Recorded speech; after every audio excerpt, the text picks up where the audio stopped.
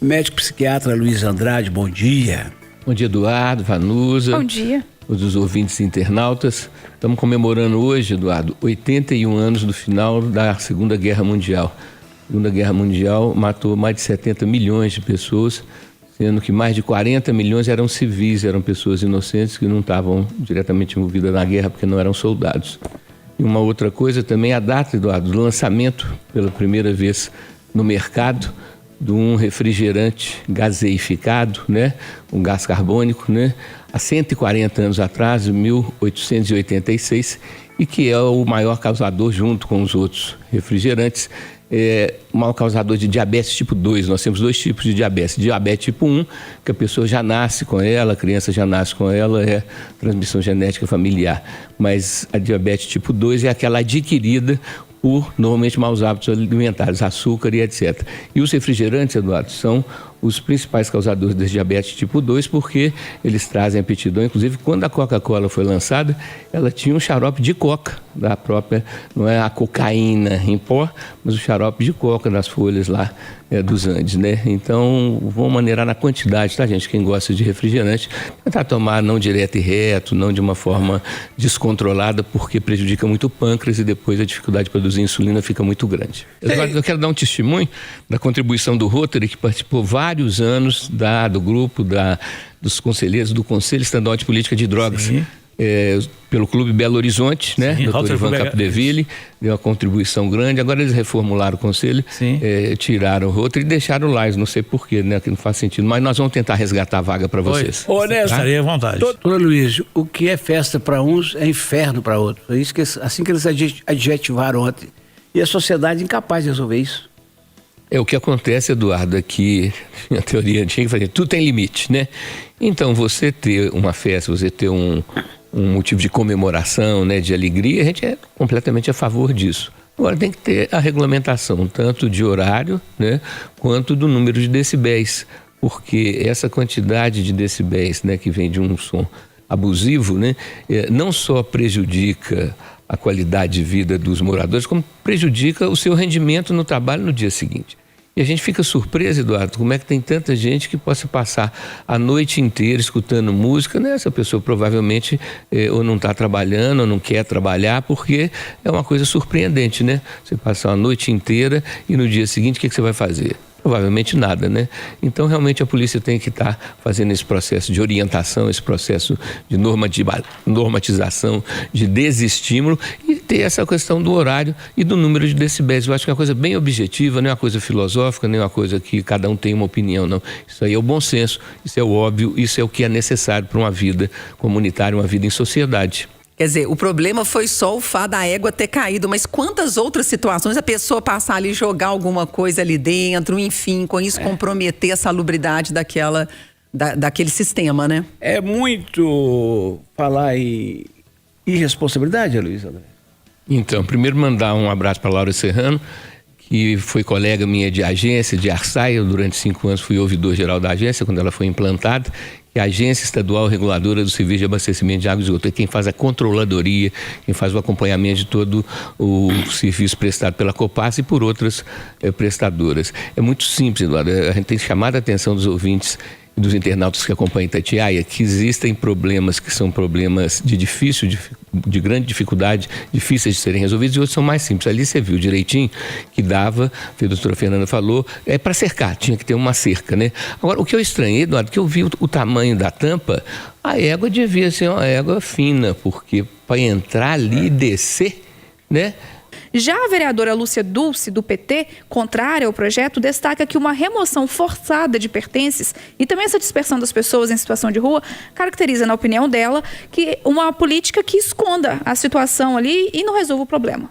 Que me perdoe a Luísa Dulce, mas é o seguinte, se eu sou proibido de colocar minhas coisas na rua, como todo mundo é, porque senão vira uma bagunça, o problema de resolver aí, no caso, é da prefeitura, não é meu. Ô, Luiz Andrade, qual a sua opinião?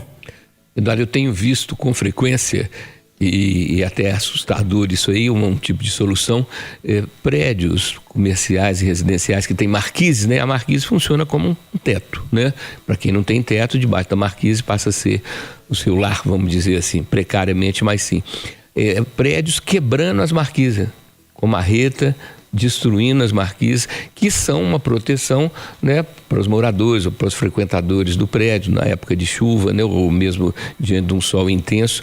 Então, são soluções que eu considero precárias, Eduardo. Agora, essa questão de você ter uma norma, você ter um critério, você ter um parâmetro, ter uma determinação de que o direito de um vai até onde começa o direito do outro, né? Defender que os moradores de rua, ao invés de receberem assistência, de receberem tratamento. Semana passada nós falamos aqui também sobre uma lei que foi aprovada e que foi sancionada agora, que é também do vereador Braulio Lara, sobre a questão dos dependentes químicos que precisam de tratamento e não aceitam, não querem se tratar. Então, do ponto de vista prático, eu acho que é pertinente, é lamentável que a gente tenha pessoas em situação de rua, mas a maioria das pessoas em situação de rua, Eduardo, não é porque não tenham um lar, porque não tenham uma casa, não tenham uma família, é porque se entregam ao uso da bebida alcoólica, da cachaça e principalmente do crack como uma forma de, como se fosse uma escolha. E nós temos esclarecido aos ouvintes internautas da Itatiaia que a droga e o álcool fazem com que a pessoa tenha um estado de consciência alterado e que, portanto, a escolha, o livre-arbítrio dela está comprometido. Então, infelizmente, temos que ter essa atuação sem agressividade, né, Eduardo? E oferecendo tratamento, oferecendo as opções. Tem os abrigos, que podem até ser ampliados, mas a gente tem outras opções que não a pessoa ficar lá em sala. Tem morador de rua que está no mesmo lugar tem 5 anos, Eduardo. Isso não é possível. Foi comprovado o envenenamento. A mãe nega que tem envenenado a própria filha e alega que o crime pode ter sido cometido por outra pessoa que frequentava a casa. No momento da prisão, o Eduardo estava com um outro filho, de apenas 1 ano. Ele foi encaminhado ao conselho tutelar. Eu vou comparar com um ser da natureza, que é um ser marinho, vive no mar, fica entre a lula e o polvo da família deles, que chama sépia. A sépia, ela, quando tem os filhotes, ela gesta dentro da barriga e depois eles saem aos montões, que nem bolhas de ar na água, né? E ela joga em cima desses filhotes uma substância tóxica, Eduardo, que é irritante, e casca fora, vai embora. E é um remédio que a homeopatia usa para essas mães desnaturadas para tentar trazer mais afeto para elas, porque o instinto materno, ele deveria prevalecer sobre esse tipo de atitude tão maligna, tão maldosa, né, Eduardo? Então a natureza nos traz muitos recursos para ajudarmos seres humanos que estão, como eu, totalmente fora do adequado. A Anvisa, Luiz Andrade, sempre me mereceu o maior respeito. Eu acredito na Anvisa. A Anvisa é um dos órgãos mais importantes e mais confiáveis que nós temos. Agora, tem uma informação, Eduardo, que veio da própria Anvisa, de que o lote contaminado, ele termina do lado do prazo de validade do produto, né? Na data de validade, tem uma numeração longa, vários números. E o lote comprometido tem o número 1, como último número nessa série, né? Mas, de qualquer maneira, quem ainda não comprou, que não compre, por enquanto, os produtos IP. E eu fiquei surpreso, Eduardo, porque para você se contaminar com detergente, lavando mão, lavando vasilha, essa absorção da pele, eu vou, né, semana que vem a gente vai ter mais elementos, eu quero comentar, mas para mim é uma surpresa, porque é estranho para você ter uma contaminação via pele por um produto de limpeza, um detergente, diz que é uma bactéria. Vamos ver então. Acidentes acontecem, Luiz Andrade, mas o município tomou providência, já identificou as pessoas, já vacinou corretamente, vida que segue. Melhor coisa que tem é uma embalagem diferenciada, né, Eduardo? Uma coisa que não seja parecida, que não seja semelhante, né? Agora, realmente, essas falhas humanas são ocasionais, são raras, graças a Deus, mas são lamentáveis, né? Desde que não haja o risco de vida para o paciente, quer dizer, se injetar água destilada, é menos mal, mas é sempre lamentável. No caso nosso, quem não deve, não teme. Exatamente, sem culpa no cartório. O sono dos justos é colocar a cabeça no travesseiro e interagir com o plano espiritual para renovar nossas energias, né, Fernando? Sexta que vem, se Deus quiser, Aloísio Andrade é o Instagram dele, gente boa. Volta aqui. Se Deus quiser, Eduardo. O telefone é o